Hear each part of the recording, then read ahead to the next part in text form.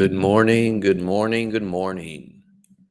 Liam Murphy back to rip a Ball Mania 5 in the quest for $1.5 million and to repeat as champion. Sorry I didn't have a stream yesterday. You could tell I'm feeling a little under the weather, but had to get back on the saddle for this Memorial Day weekend, of course. Gonna do my best to size up the draft screen. Some people mentioned it was a little small for them. So let me try zooming in here and let me know on your end how this is coming in.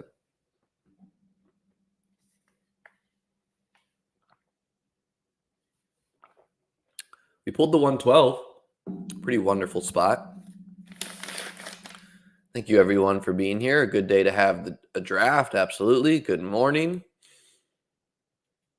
Going to try to repeat as champion today. I like the 12th hole every year. I see some people complaining about the 12th hole, about how, we gotta be in the one spot, we gotta be in the two spot.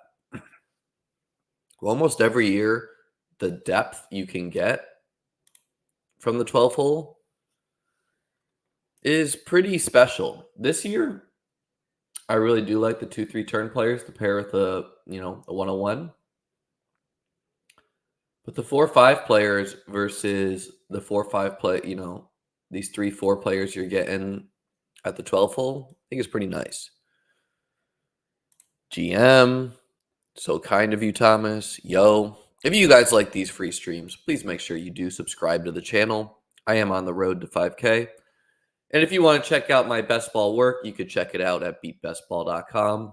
I'll have fresh ranks out for DraftKings and Underdog tomorrow. Going to have all my drafters work live soon. And we'll have FFBC ranks, a bunch of strategy articles coming down the pipe. Check it out. What spot did you win Best Ball Mania from? BBM2? It was something like the 108, 109, 107. We can go back and look. Sure. Garrett Wilson and Marvin Harrison Jr. Seems like a good pairing to me. I don't ever mind grabbing Ayuk at the turn, primarily because, so he's got an ADP of 18, so in the middle round, which just means he's a little bit less likely to be paired with the Garrett Wilsons, etc. And when you talk about best ball, you're talking about how high of a weekly ceiling do you have. And Ayuk's a guy who could catch 6 catches, 3 touchdowns, 150 plus yards,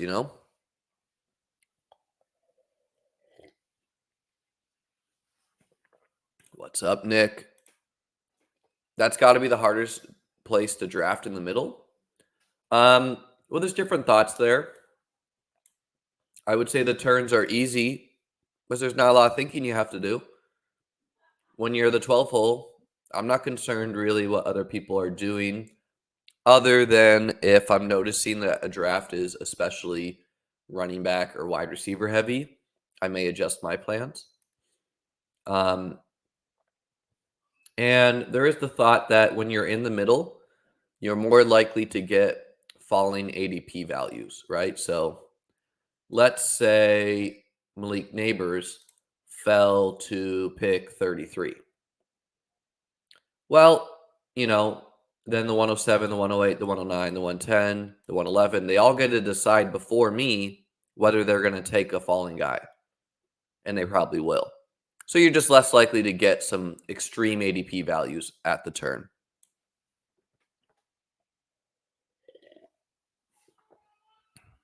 Was able to pair St. Brown Ayuk last night. Yeah, it will be. How after Drake London, how the drafts play out is like a kaleidoscope of differences. Sometimes you'll see Saquon and JT go. Other times you'll see drafts like this. Deebo Samuel on DraftKings, by the way. I did a high stakes draft there. Man's going at like pick 32. I don't know what's going on in DK land. I would argue that Deebo is even better in PPR. It's not clear because he does rush in touchdowns, etc.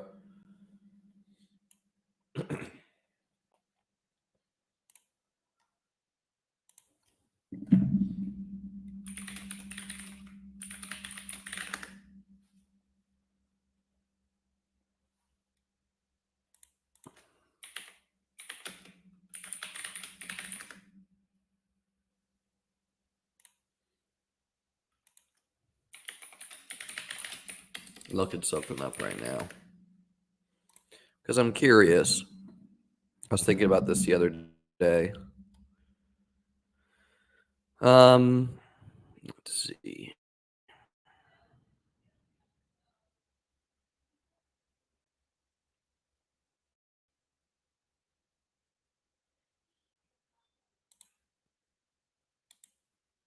I can't remember if 2020 or if 2021 was Curtis Samuel's good year with the Panthers.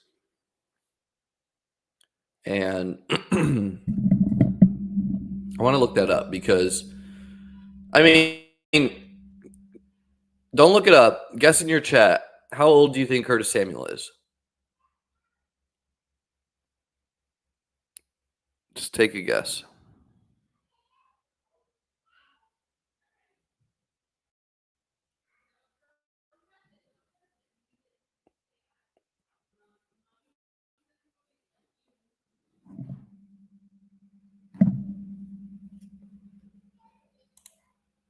Yeah, I think he's 27. Which is your prime, right? It's your physical prime.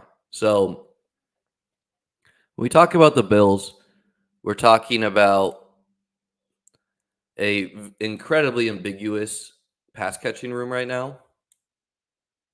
And ambiguity brings value, right?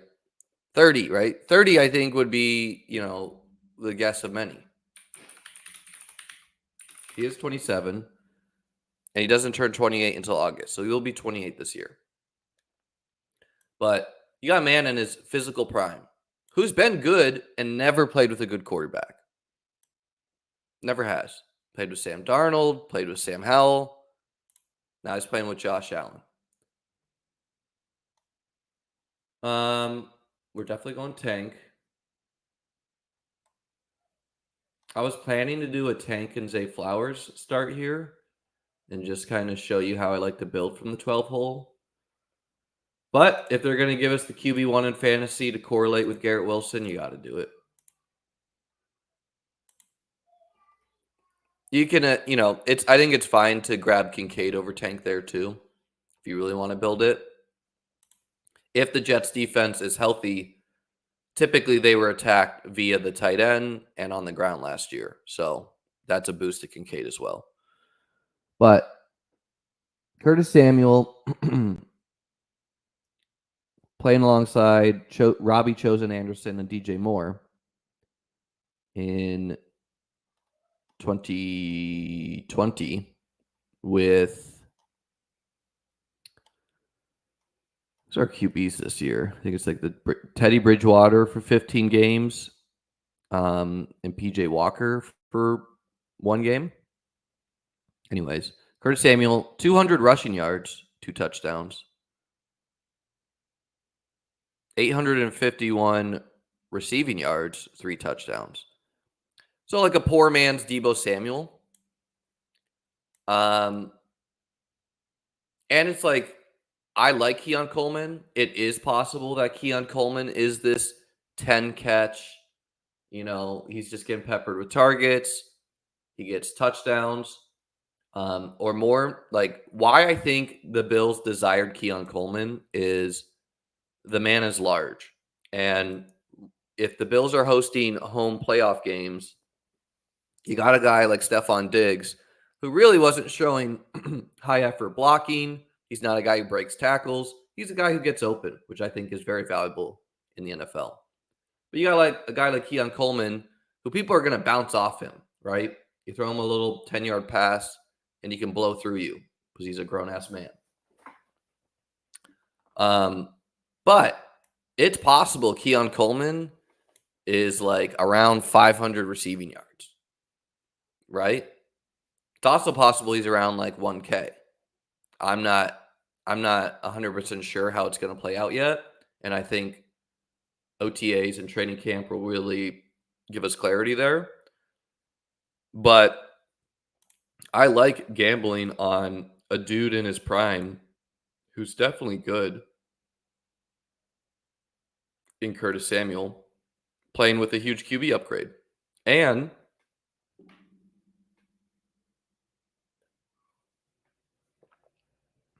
I like Ray Davis. You like Ray Davis. But it's possible Curtis Samuel is kind of playing that Latavius Murray receiving back role because James Cook is good when he catches the ball. He's good, he's explosive like that. He's good at getting open. He's got stone hands, so that's not good. And if he keeps on dropping the ball, maybe they'll be like, you know what, James, we're gonna let Curtis play a little running back here, and he's got wide receiver hands, so he's gonna catch the ball. All that's to say, Curtis Samuel a bit undervalued. Keon Coleman, I think you have to take a cost when you're trying to do it. I'm really happy I got a lot of Keon Coleman. Early on, and if you go back and look at my early streams, there's one stream when Keon Coleman was like going in the 100s. And I was, I sounded alarms. I was like, look, guys, there's only one, when you look at Worthy in the 50s or Keon Coleman in the 100s, Keon Coleman is a clearly better pick because there's no room for Worthy to go up. There just isn't.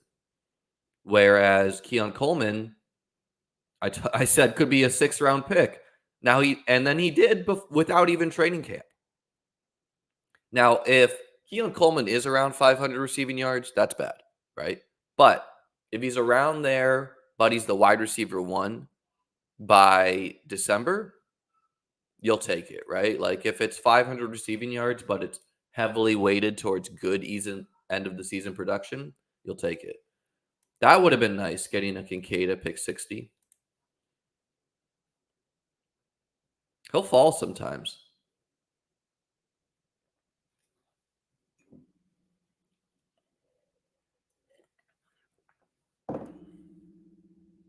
Any end of season matchup targets you're looking at? Definitely. I'm going to have an article outline my favorites. I nailed that last year. All right, let's go Hollywood. I've not been getting enough of him. And I've always been a Hollywood guy.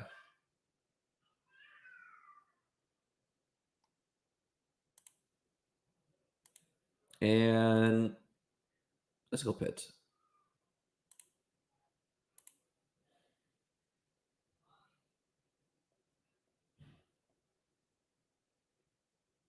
Could go Keelan, but we're going to go Pitts.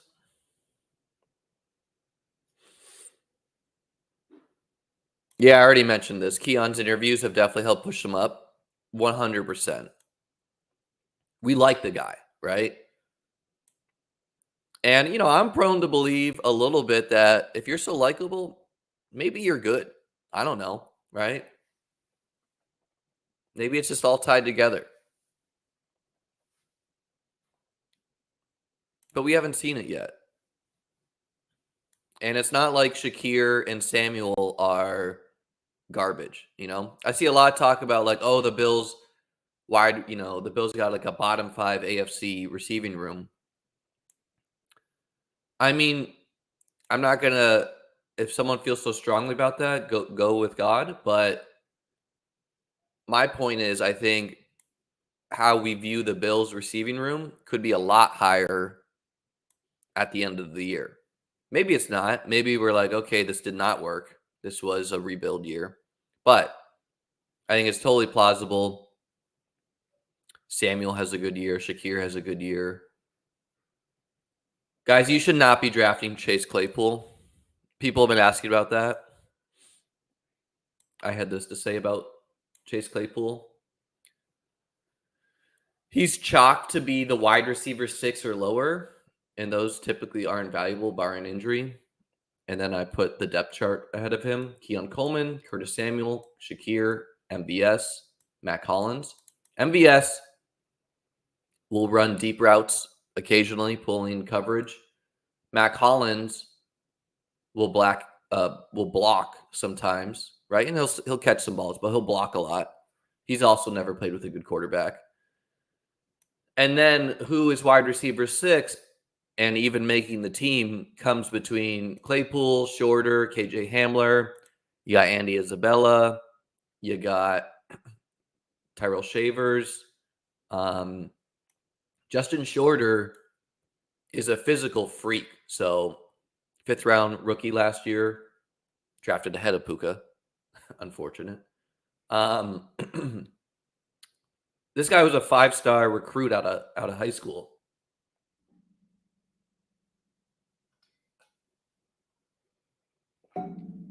So yeah, there's a lot of buzz about Claypool because we've seen it before from him. However, Claypool's going like this, and maybe Shorter puts it together, and he's the clear, like Shorter has room to become the MBS. And maybe Claypool does too if, I don't know, maybe he was working through injury or something. But I think he's an example of a really bad gamble to make in round 18 unless you have like incredible information to be making in May. There's just no reason to make that move until you get a training camp report of like, oh, Chase Claypool is lighting up camp. Like that would be a time to be like, okay, I have information. But currently, you're just kind of gambling on like the Deontay Hardy, which I did too much last year and was just bad,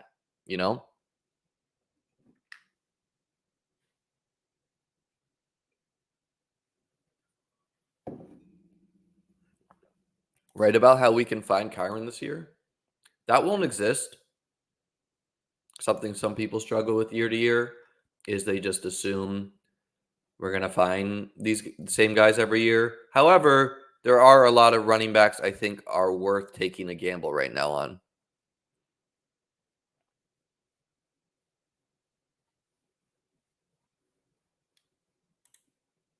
Eugenio, brother. You got to get up to speed here.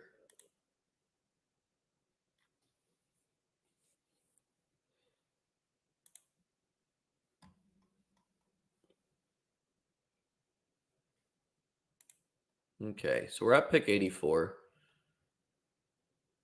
Let's go Watson. Now, Curtis will make it, like Curtis falls here sometimes. And so I think I could grab like Ferguson and get 2 tight ends I like a lot. I could grab one of these running backs I like. You can see I'm kind of higher on gambling on Zach Moss than market right now. But other times you got to make things happen in life, so let's just do it. After Curtis Samuel, the next wide receiver that goes off the board is Cortland Sutton. And then Lockett, Mike Williams, Dobbs. Dobbs, by the way, could be wide receiver 4 on his own team. Twitter seems to think so. Shakir lines up with ADP. So I'm okay going a full round reach on Samuel to make it happen. And I'm probably just like, I could be done with 6 wideouts here. Could be 1,200 plus yards. I mean, Garrett Wilson could be in that like 1,500 range. Marvin Harrison will be over 1,000 yards, probably higher than 1,100. Room for more. Tank Dell over 1K. Hollywood, I'm not sure about. It kind of depends how it plays out between him and Worthy. But not impossible that he's just better than Worthy. Watson, obviously, Depends on health. And then Samuel, I think, like a floor, I would guess he'd be around like 800 receiving yards with like 150 rushing yards.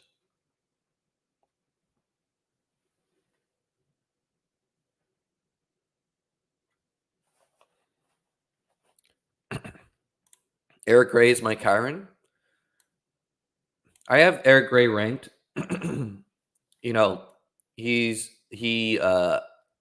He's similar to Kyron in the sense that people are only drafting Tyrone Tracy right now.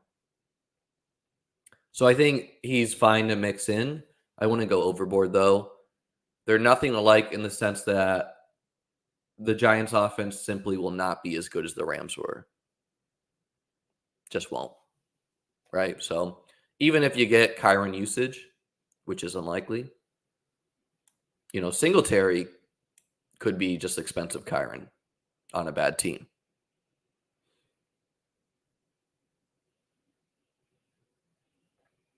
Yeah, and you don't have to do what I did with Curtis, but ultimately, if Curtis has a good year, it won't matter if I took him around above ADP.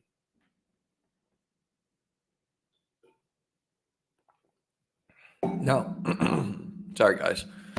As I said, feeling a little bit under the weather. It will matter if I need one of Brooks, Najee, Swift, Mostert, Warren, Zach Moss to win the contest, right? But as things stand, we built out a Week 17 stack.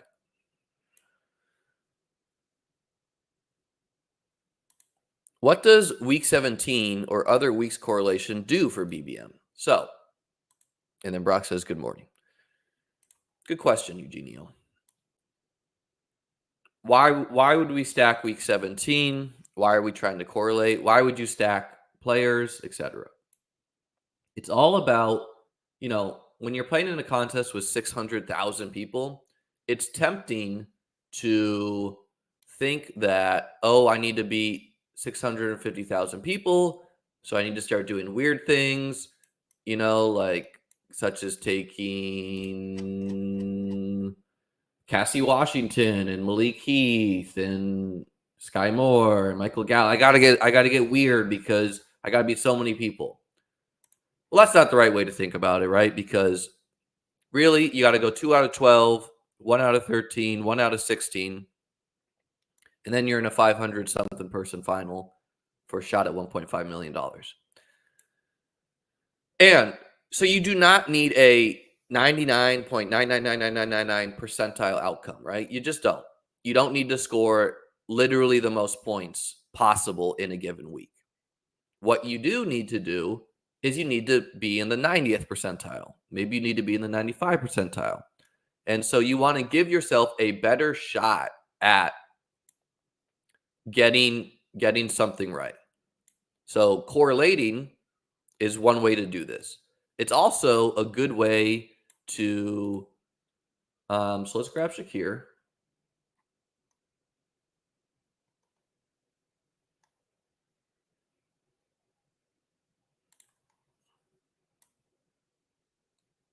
Come back to your question.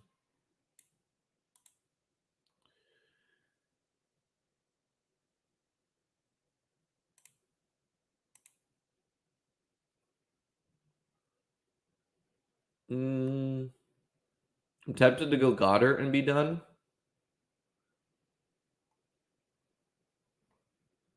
I also like Trey Benson.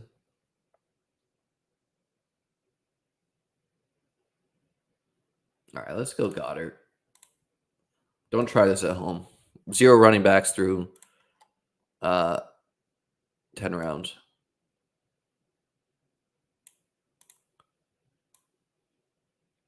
I might single QB this one. Something that's fine to do it a little bit. Anyway, so you don't need to get a 99.99 percentile outcome. You just need to get good enough to win. And so trying to correlate, trying to stack helps you do this. It also is a good way to get varying exposures, right? Where, like, let's say you're not taking a lot of Broncos players right now, a team who's probably going to be bad, But if Bo Nix is CJ Stroud, they'll be good, right? So maybe what you do is when you take Bengals players who play the Broncos week 17, you try a little bit harder to get some Broncos players, right? Something like that. Joseph saying, don't know why people are saying Dobbs is the fourth best wideout on the Packers. He was the best wide receiver for them in the playoffs, right? Yeah, and I mean, Dontavian Wicks, Twitter's darling love, had 2 targets in back-to-back games in the playoffs. Not good, right? I'm not reading this one, but yeah, I don't think it's likely, Jordan, but you know, it was an example, you know. So, anyways, guys, stop drafting TJ Hawkinson so high, guys. This man is not going to play football until I don't know, probably like mid-November at best. So, don't like that click. Yeah, I mean, I think why people are saying Dobbs is the fourth best is because he doesn't separate. If you just like watch the games, what I saw a lot from him is Jordan Love throwing in like an incredible ball, and Dobbs was just there and he caught it, or Dobbs like boxed out a guy in the end zone, and so that's kind of just like that's a replaceable talent on the field. However, I would agree with you. The man was balling out last year for them, got a lot of touchdowns. I think some of them would be fluky.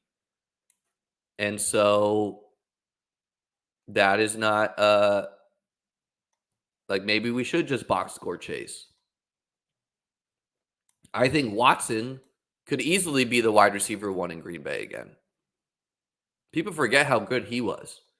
And Jaden Reed, I think, is like their Debo Samuel. So he's good too, right?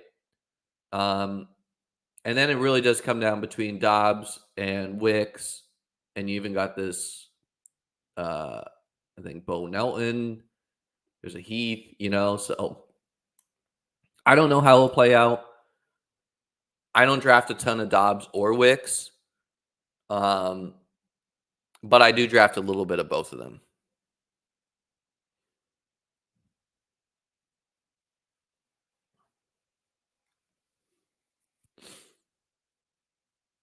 And I don't think it's the worst thing to like stack the Packers wideouts without the quarterback. So it's totally fine to go Dobbs and Wicks. At this price, I'm out though on Wicks until we get like clarity. I pick 122 when he's going next to like Josh Palmer, Adonai Mitchell. Jerry Jeudy is a guy I faded literally every year of his career, but at this price, why not? Brandon Cooks. I prefer Cooks.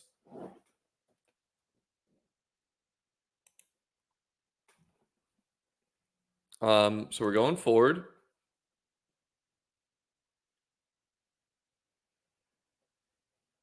And it's a bit painful to go Zeke over Dowdle, but I guess I should do it based off of ADP.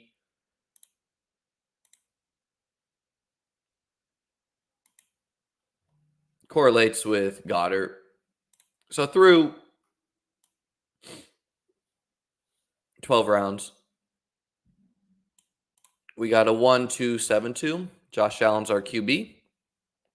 We got Ford and Zeke, the Browns starting running back and the Cowboys starting running back. Maybe. Garrett Wilson, Marvin Harrison Jr., Tank Dell, Hollywood, Christian Watson, and then 2 pass catchers to go with Josh, Samuel, and Shakir.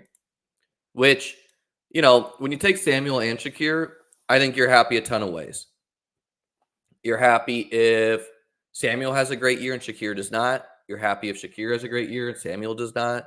And you're happy if both of them are kind of like middle of the road and they alternate games. Then we got two good tight ends, Pitts and Goddard.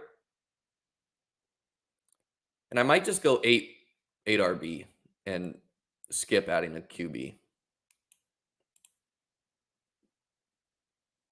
because we got 2, 4, 6 picks left.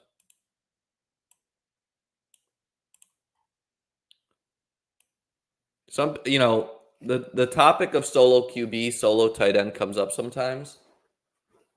I think solo tight end is terrible. I would never ever do it. Like, if you draft just Kelsey and stop, I just think it's bad for playoff weeks, especially because tight end is such a high variant position where you're really hoping they fall in the end zone. And you would like to sneak in a low owned one, right? Because it's a position that can separate from its peers. Quarterback, on the other hand, is not a position that typically separates from its peers unless they're an elite one. And so getting in a low owned one, okay, it's nice if, there are paths where it can win you the contest. You get in a low owned guy, he's only on 5% of teams, he scores 30 points, all the other quarterbacks bust. That is possible. It's just not likely. Two tight end is fine. But we've seen one QB be successful at times. My team that won Best Ball Mania 2 was a one QB team, essentially, with Josh Allen. The other quarterback was Justin Fields, who did not contribute any points. I think he contributed like 5 points the week of Josh Allen's bye. So didn't need him. And then we saw a team on drafters one year win, and the quarterbacks were Jalen Hurts and Zach Wilson. Zach Wilson did almost nothing. And Jalen Hurts was actually hurt the last 2 games. So that was a 0 QB team that won drafters, which drafters is total points, by the way. Yeah, two tight end is more than fine.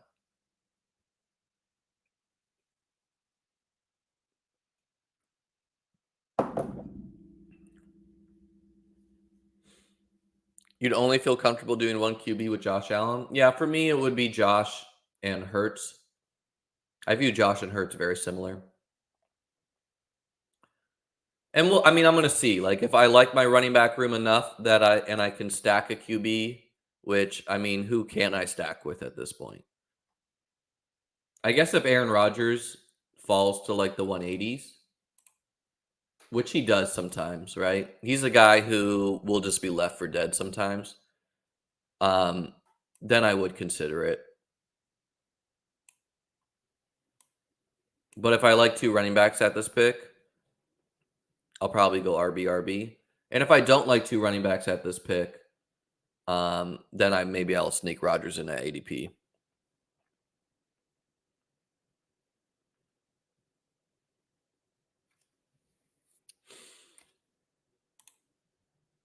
Okay, so we're definitely going Ray.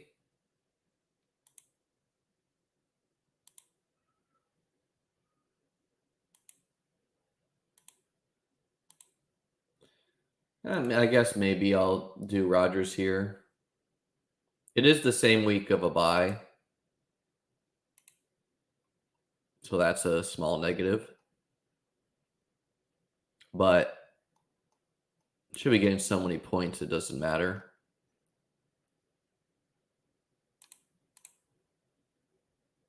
Which running back would I even take here? Yeah, let's go Rodgers. Yes, they both have a week 12 bye.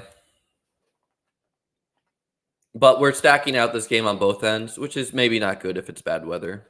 But I believe in Rodgers' ability to have a good fantasy year still, especially with Garrett Wilson. Guys, I'm going to throw my coffee cup under. I need a refill here. I'll be right back. In the meantime, click that like button and subscribe button.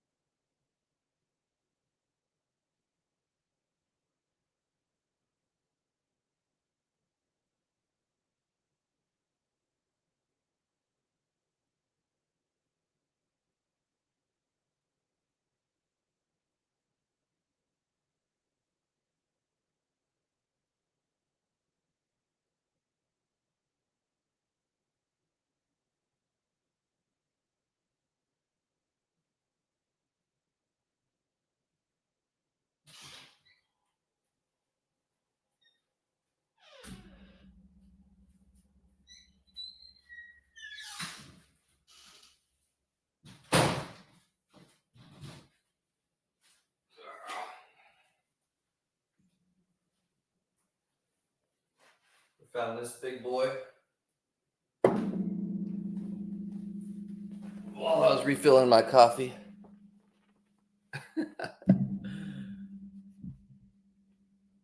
Whoa, this chair is drafting really well. Absolutely.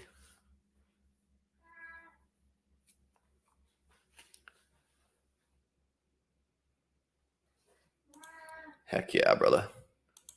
Puma, chill. All right, I'll let you out.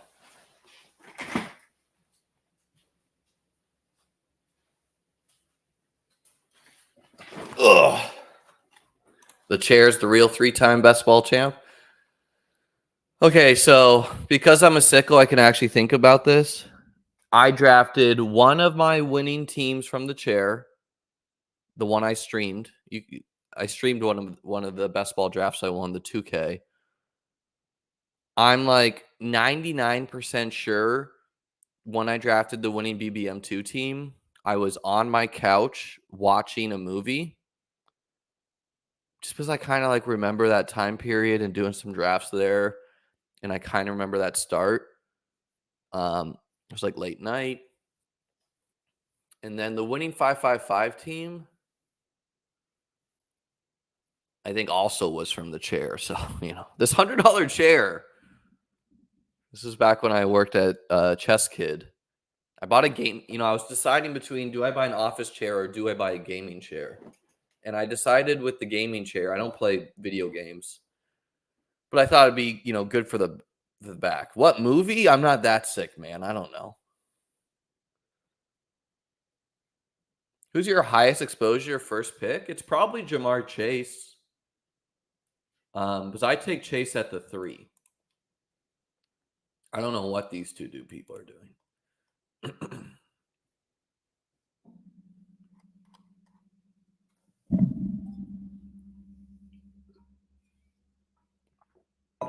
Could be Puka Nakua too, though, because I take Puka at 7 usually.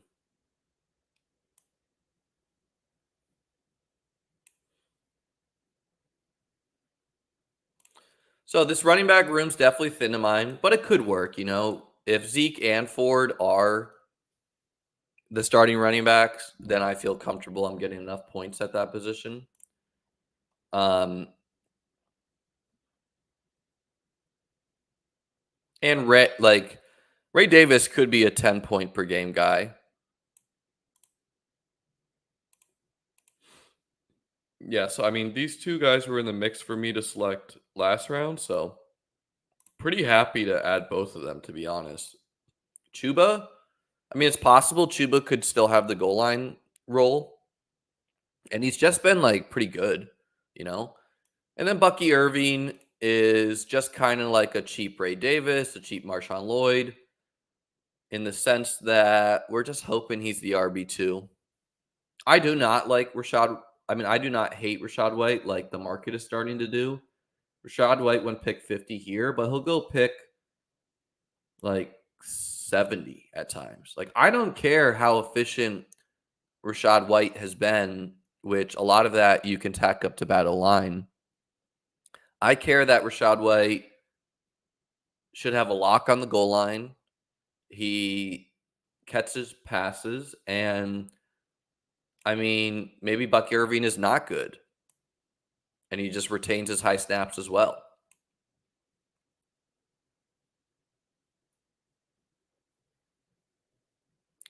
I've seen some people saying Puka isn't worth a first. Yeah, I don't know what people are talking about. They're saying that. Get them in my drafts.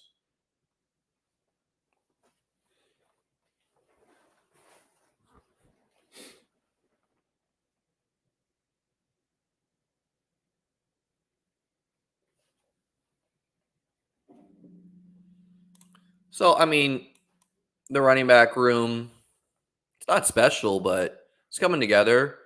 It's kind of nice that Bucky and Chuba play each other. Some sneaky week 17 correlation. Let me know how the screen is for you guys, by the way, if I need to zoom in more. Other than that, we got... My cat is screaming. I'm going to let him out.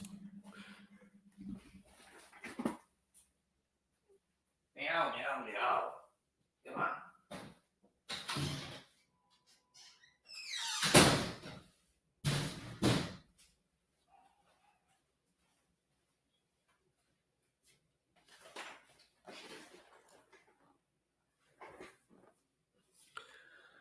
I forget what I was saying.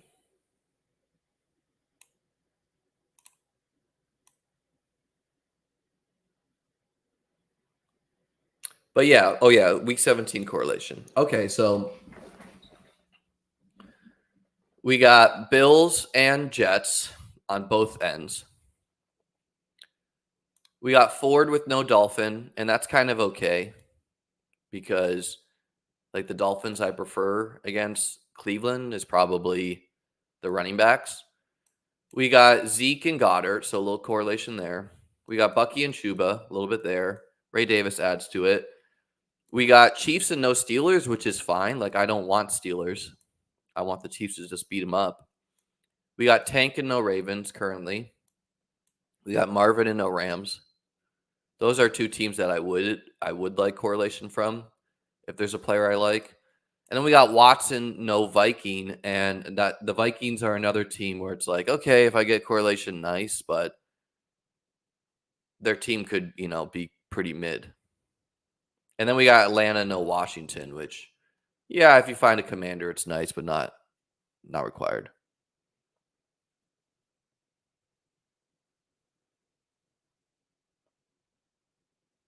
Yeah, I mean, guys, I wouldn't complain. Like, it's random. You're talking about small samples. You did 4 drafts and you got the same spots. That's just how it works sometimes, right? It's not a conspiracy out to get you. I'm not saying you're saying that, but all right, let's go, Roshan. Why not? And then we've taken a lot of Will Shipley, so let's take someone else. Let's take Rasheen Ali and hope that we're getting some correlation against Houston. I mean, I don't know how to read into the Ravens running back room at the current moment, but what I do know is Derrick Henry's old and has a bunch of touches, and I'm not drafting him. Keaton Mitchell is probably not going to play football until, I don't know, October, November, if. Rasheen Ali, unfortunately, is hurt too, so that's not good. I think he's rehabbing a pec injury. And then Justice Hill is just like a replaceable guy. So Rasheen Ali, if he's a zero, he's a zero. But he's a chance at getting a valuable team's running back. He's not drafted a lot, right? At all. I think he went in the 6th round, but let me confirm that.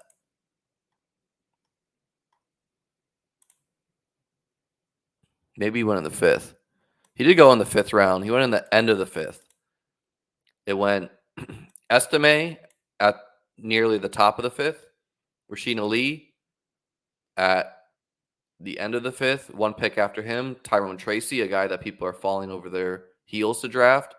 And one pick after him, Kylan Robinson to the Jags, a guy that no one's drafting. And then at the very end of the 5th, Isaiah Davis went to the Jets. And then Kamani Vidal went to the Chargers, another guy that people are falling over themselves to draft. Who, I mean, like, look, maybe, but I don't really understand why Kamani Vidal is going in the 14th round. It just seems like we're kind of like wish casting that.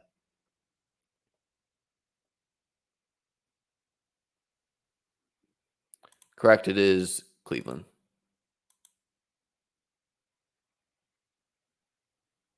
Do you think Dawson Knox is a decent click in the 19th/20th on DK?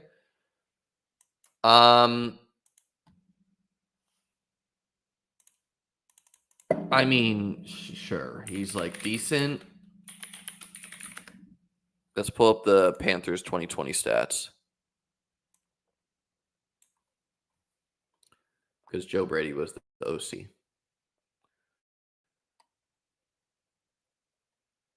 Okay, so they're tight end 1. It was Ian Thomas and Manhurts. So those are just 2 bad players. That doesn't count.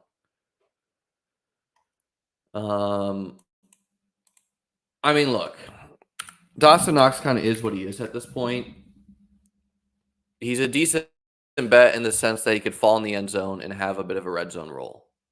And if something happens to Kincaid, okay, he's more valuable.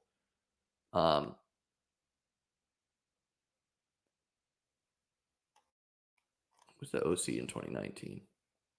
Norv Turner. Curtis Samuel balled again. This was a year they did mix in 2 tight ends. I mean, look, he's not the type of guy I would take without Josh Allen, and he's not a guy I'd take a lot even with Josh Allen. So let's sum up this one, name this one.